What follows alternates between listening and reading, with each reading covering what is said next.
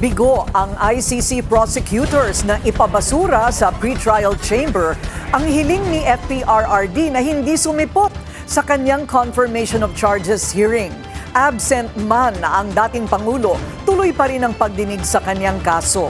Narito ang agenda report ni Joash Malimban.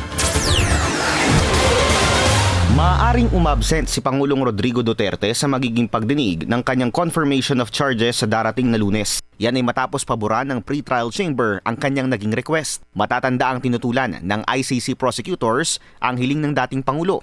Ayon kasi sa prosecution, walang reasonable cause para hindi magpakita si FPRRD.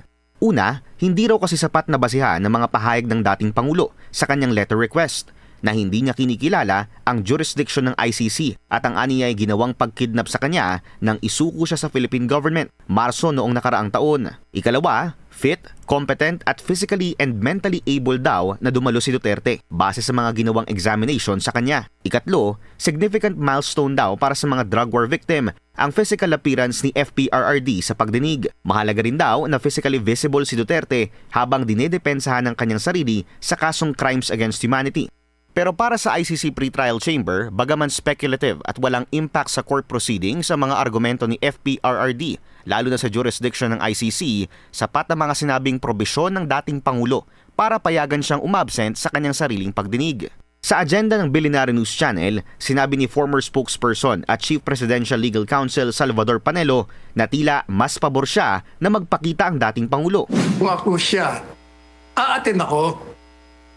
Regardless of kung anong perception niya, whether may jurisdiction o wala, talaga naman walang jurisdiction at yan ang kanyang posisyon.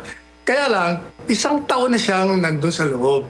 Halos wala siyang nakikita mga kaibigan niya. At yung mga kaibigan niya, pati mga miyembro ng kabinete niya, pupunta ron para makita siya, para makita naman nila siya. At siya'y makita rin niya. Pagkakataon na yun makakatulong sa kanya yun.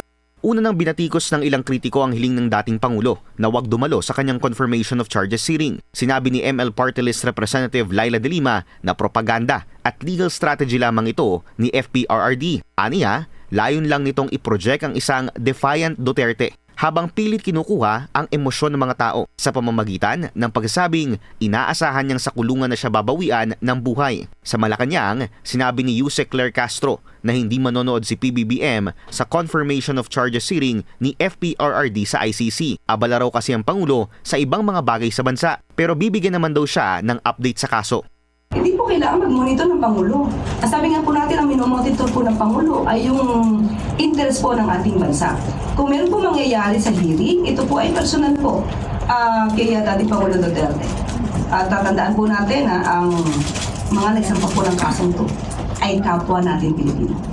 Pilipino nagsampa ng kaso, nirereklamo, ay kapwa natin Pilipino. Hindi po imo-monitor, pero syempre kailangan po maging updated ang Pangulo sa lahat na nangyayari. Dahil mga kapwa Pilipino natin ang nasasangkot dito. Sa Lunes, February 23, gaganapin ang unang sesyon ng confirmation of charges laban sa dating Pangulo, kaugnay ng alegasyong crimes against humanity dahil sa kanyang madugong war on drugs. Para sa agenda, Joash Malimban, Billionaire News Channel. Manatiling nakatutok sa Billionaire News Channel. Sumubaybay sa aming social media accounts at mag-subscribe sa aming YouTube channel para sa mga bago at eksklusibong balita.